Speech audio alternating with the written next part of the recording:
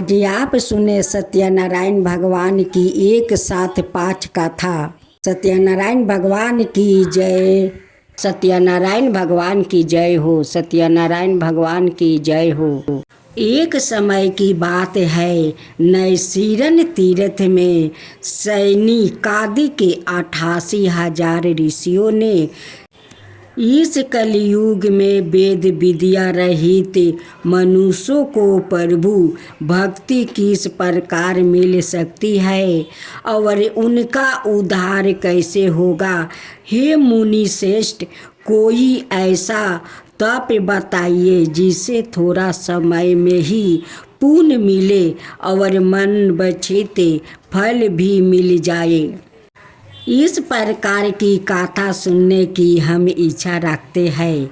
सबर शास्त्रों के गाता सूत जी बोले, हे विष्णुवो, पूज्या आप सभी ने प्राणियों के हित की बात पूछी है, इसलिए मैं ऐसे श्रेष्ठ व्रत को आप लोग को बताऊंगा जिसे नारद जी ने लक्ष्मी नारायण जी से पूछा था और लक्ष्मीपति ने मुनि श्रेष्ठ नारद जी से कहा था, आप सब इसे ध्यान से सुनिए। एक समय की बात है, योगी राज नारद जी दूसरों के हित की इच्छा लिए अनेकों लोकों में घूमते हुए मृत्युक लोक में आ पहुँचे। यहाँ उन्होंने अनेक योनियों में जन्मे पराए सभी मनुष्यों को अपने कर्मों द्वारा अनेकों दुखों से पीड़ित देखा।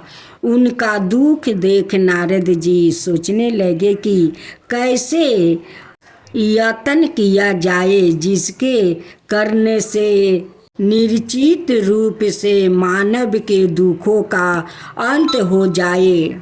इसी विचार पर मनन करते हुए वो विष्णु लोक में गए। वहाँ वो देवों के ईश्वर भगवान नारायण की स्तुति करने लगे, जिनके हाथों में शंख चक्र गदा प्रद्युम्न थे, गले में वरमाला पहने हुए थे।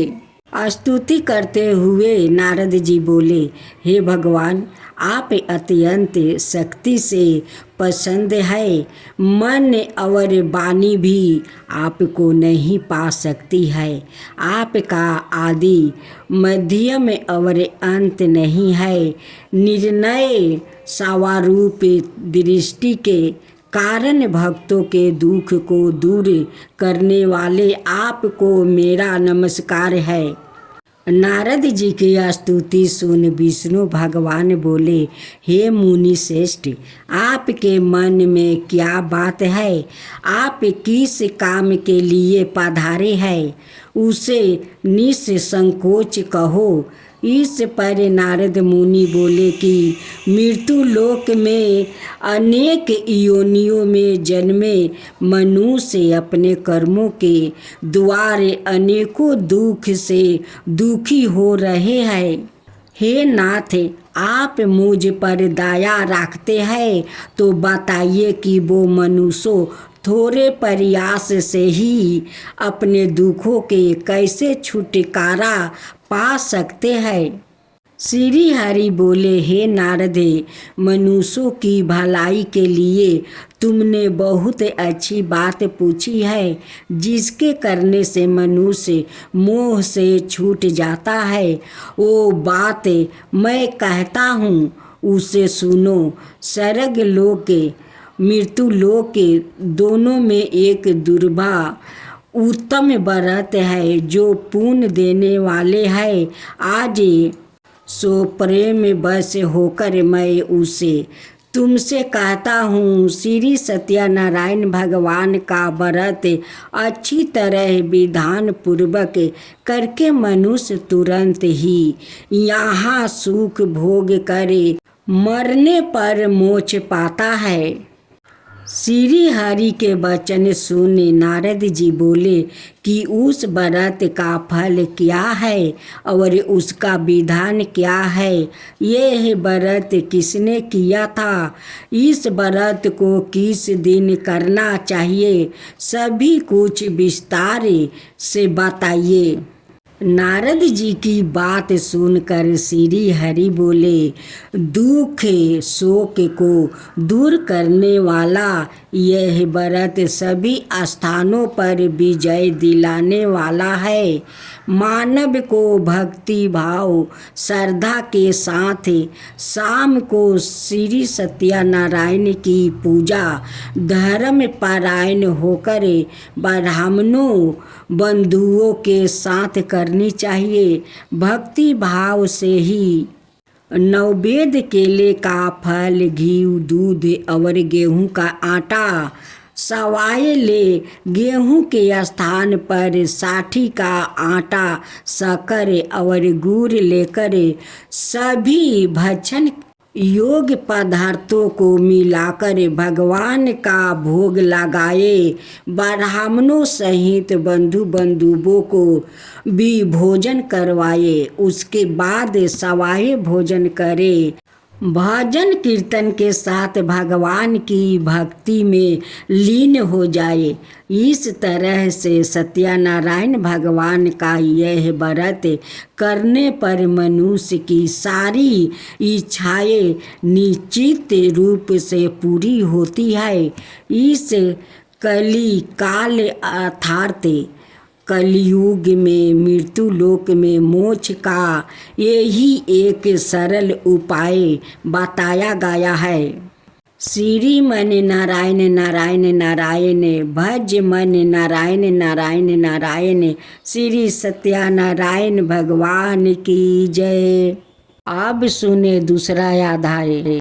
सूत जी बोले, हे ऋषियों, जिसने पहले समय में इस व्रत को किया था उसका इतिहास कहता हूँ, ध्यान से सुनो। सुंदर काशीपुरी नगरी में एक अत्यंत निर्धन ब्राह्मण रहता था। भूखे प्यासे से परेशान वो धरती पर घूमता रहता था। ब्राह्मणों से प्रेम करने वाले भगवान ने एक दिन ब्राह्मण का वेश धारण कर उसके पास जाकर पूछा, हे वीरपा, नित्य दुखी होकर तुम पृथ्वी पर क्यों घूमते हो? दीन ब्राह्मण बोला, मैं निर्धन ब्राह्मण हूँ, भिक्षा के लिए धरती पर घूमता हूँ। हे भगवान, यदि आप इसका कोई उपाय जानते हो तो बताइए। वृद्धा ब्राह्मण कहता है कि सत्यनारायण भगवान को मन वांछित फल देने वाले हैं, इसलिए तुम उनका पूजा करो। इसे करने से मनुष्य सभी दुखों से मुक्ति हो जाता है। वृद्धा ब्राह्मण बन कर आए सत्यनारायण भगवान उस निर्धन ब्राह्मण को व्रत का सारा विधान बताकर अंतर्ध्यान हो गए।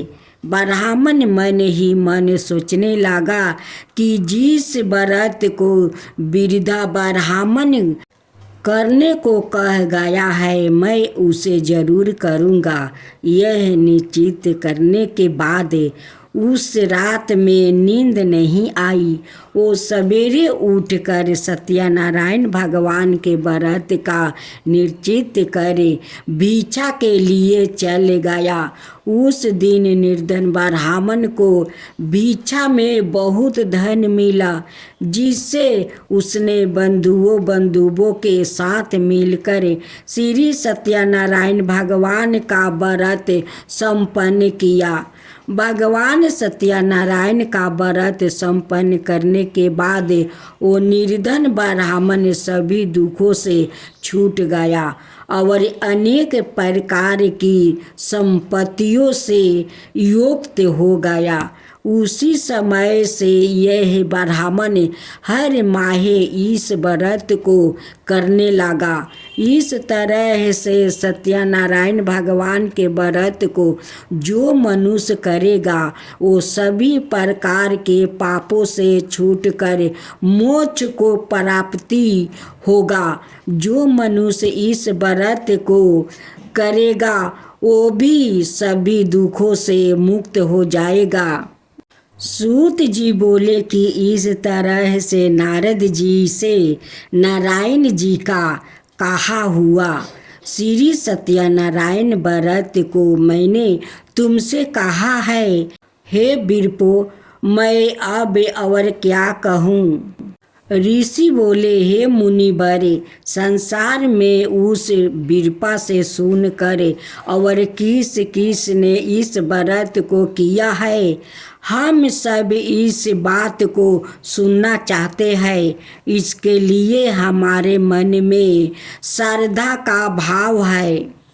सूत जी बोले, हे मुनियों, जिस जिस ने इस व्रत को किया है ओ सब सुनो। एक समय वही विप्र धन ऐश्वर्य के अनुसार अपने बंधु बंधुओं के साथ इस व्रत को करने को तैयार हुआ। उसी समय एक लकड़ी बेचने वाला बूढ़ा आदमी आया और लकड़ियाँ बाहर रख कर अंदर ब्राह्मण के घर में गया।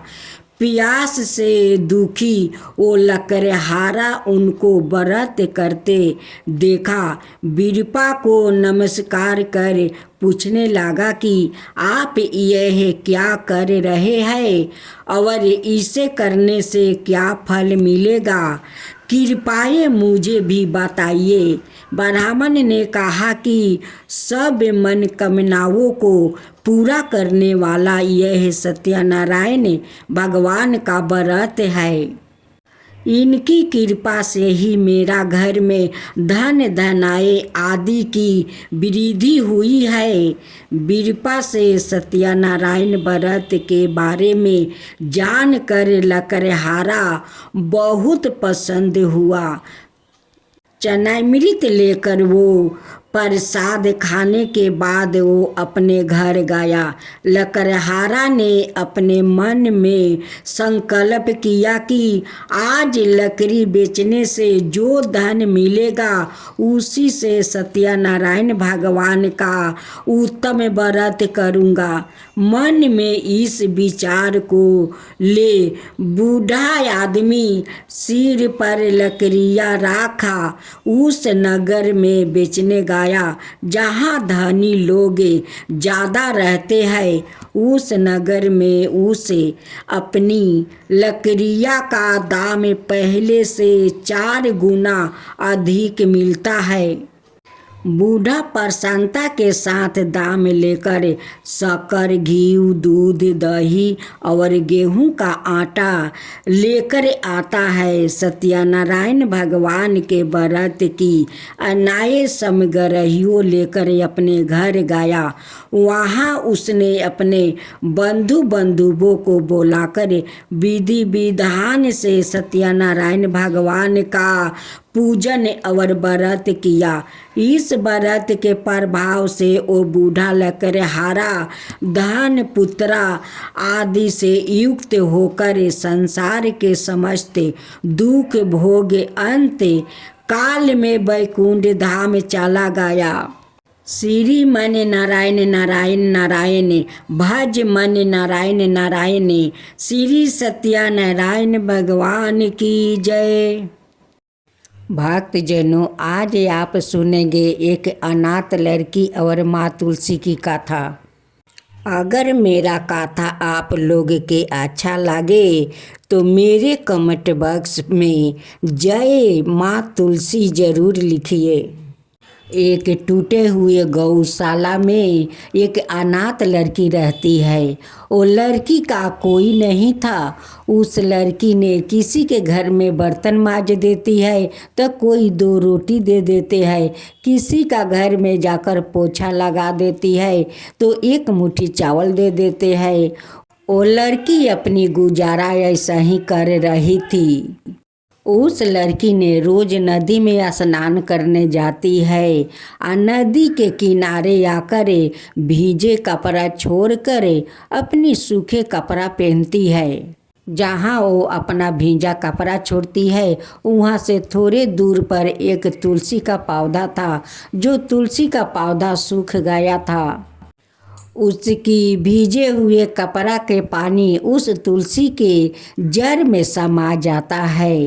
अब तो वो रोज नदी में स्नान करती है और वही जगह पर आकर भीजे कपड़ा अपना छोड़ती है। उनकी भीजे कपड़ा का पानी गड़गड़ा कर उस तुलसी का जड़ में समा जाता है। अब तो तुलसी का पौधा धीरे धीरे हरा होने लगा। हरा होते होते उसमें पाता छोड़ने लगा। लेकिन उस लड़की ने उस तुलसी के पौधा पर कभी ख्याल नहीं करती थी। उस तुलसी का पौधा बहुत बड़ा हो जाता है और उस पेड़ में बहुत सारा फूल पकड़ लेता है। तुलसी बहुत खुशी हो जाती है या खुश होकर उस पौधा से प्रकट होती है और उस लड़की से कहती है कि लड़की, मैं तुझ पर बहुत प्रसन्न हूँ, आज तू मुझसे कोई वर मांग ले। लड़की उस तुलसी को देखकर बहुत अचकित हो जाती है। वो पहचान नहीं पाती है कि ये माँ तुलसी है। वो कहती है कि आप कौन हो, इतना जल्दी यहाँ पर कैसे आ गई? यहाँ पर तो कोई आदमी नहीं रहता है और कभी मैं आदमी को नहीं देखा। आया पे इतना जल्दी कैसे मेरे सामने आ गई? कहती है कि मैं तो तुलसी हूँ, तुम उस तुलसी का पौधा को देखती हो। उस तुलसी का पौधा तुम्हारे कारण तो हरा भरा हुआ है और इतना फूल पकड़ा है कि वो फूला कर बहुत खुश हो गई है। वो तुम्हारे कारण अब मैं उस पौधा में रहती हूँ। मैं तुलसी हूँ बेटी। बेटी, उस पौधा के तुमने जिंदा किया है। अब मैं आज खुश होकर आज प्रकट हुई हूँ, तुम्हारे सामने खड़ी हूँ और तुम्हें कुछ मांगने के लिए कहती हूँ, तुम मुझसे कुछ मांग लो। उस लड़की कहती है कि हे माँ तुलसी, मैं तो अनाथ हूँ, कभी तुलसी का पौधा देखा नहीं, उसलिए मैं पहचान नहीं पाई माता, मुझे क्षमा कर दीजिए। फिर तुलसी कहती है कि बेटी, तू मुझसे कुछ वर मांग ले। उस लड़की कहती है कि माता, मैं क्या मांगूं? मेरा कोई माता पिता नहीं है, नहीं कोई अपना परिवार है, नहीं मेरा घर द्वार है, मैं तो गौशाले में रहती हूँ।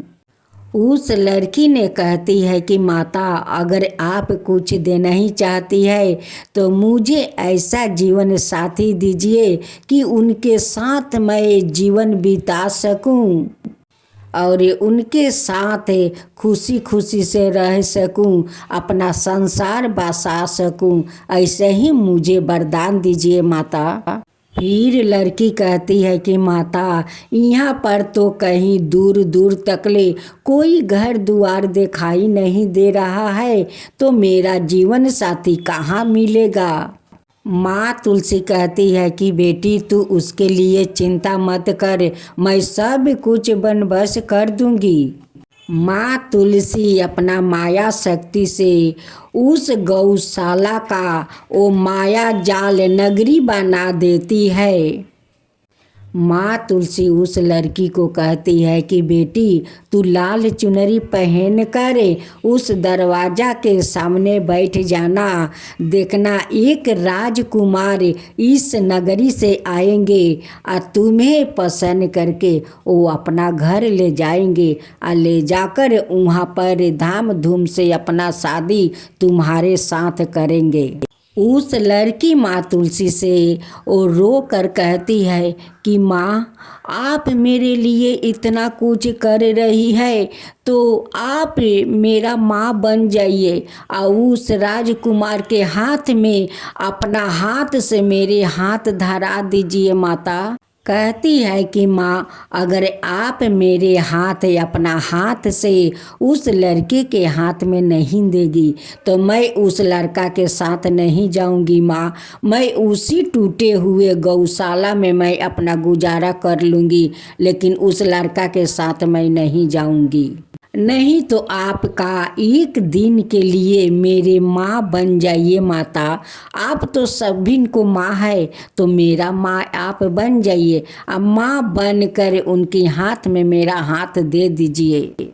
माँ तुलसी बहुत दुविधा में पड़ जाती है और चिंता करती है कि ये लड़की को तो कोई नहीं है, ये तो बेचारी अनाथ है, मैं क्या करूँ। माँ तुलसी कहती है कि ठीक है बेटी, मैं अपना हाथ से तेरे हाथ उस लड़के के हाथ में दे दूंगी। लड़की जाकर दरवाजे पर बैठ जाती है। राजकुमार आते हैं तो उस लड़की को देखते रह जाते हैं। लड़का कहता है कि मैं तुम्हारा माता पिता से मैं बात करना चाहता हूँ। लड़की कहती है कि मेरा माता है, पिता नहीं है, जो है मेरी माँ है, वही मेरी माँ है, वही मेरी पिता है, वो जो कहेंगे वही मैं करूँगी। माँ तुलसी एक साधारण सा माता का रूप में आती है। कहती है कि बेटा, आप मेरे बेटी से शादी करना चाहते हो। लड़का कहता है कि हाँ, मुझे तो बहुत पसंद है, मैं तो आपसे बात करना चाहता था। माँ तुलसी उस लड़की के हाथ उस लड़का के हाथ में धरा देती है और दोनों उनकी आशीर्वाद लेते हैं और कहती है कि दूधो नहाओ पूतो फलो, अखंड सौभाग्यवती रहो बेटी। इस माया जाल नगरी का नाम रोशन करना बेटी, रोशन करना। तू मुझे भूल मत जाना बेटी। बेटी कहती है कि माता, मैं कभी नहीं भूलूंगी, इस माँ को तो कभी नहीं भूलूंगी। और सभी गाँव वासियों को सभी को बोलूंगी कि माँ तुलसी का आंगन में बैठा कर सभी लोग श्रद्धा भक्ति से पूजा पाठ करें। मैं तो आपका शरण में रहूँगी माँ, आपका सेवा करूँगी, आपका पूजा पाठ करूँगी माँ, आपको कभी नहीं भूलूँगी। बाहर बाहर से लोग उस गांव में आते हैं। कहते हैं कि यहाँ पर तो कोई एक घर भी नहीं था, इतना सुंदर नगरी कैसे बन गया।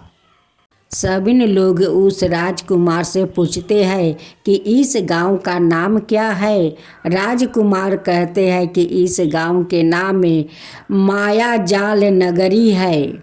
इस माया जाल नगरी का मैं राजा हूँ।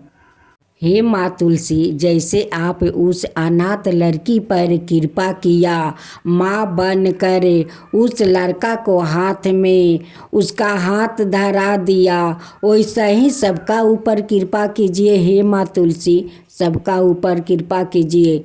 जो आपका कथा कहता है उस पर कृपा कीजिए, जो सुनता है उस पर कृपा कीजिए, सबके ऊपर कृपा कीजिए। हे माँ तुलसी, माँ तुलसी की जय हो, माँ तुलसी की जय हो।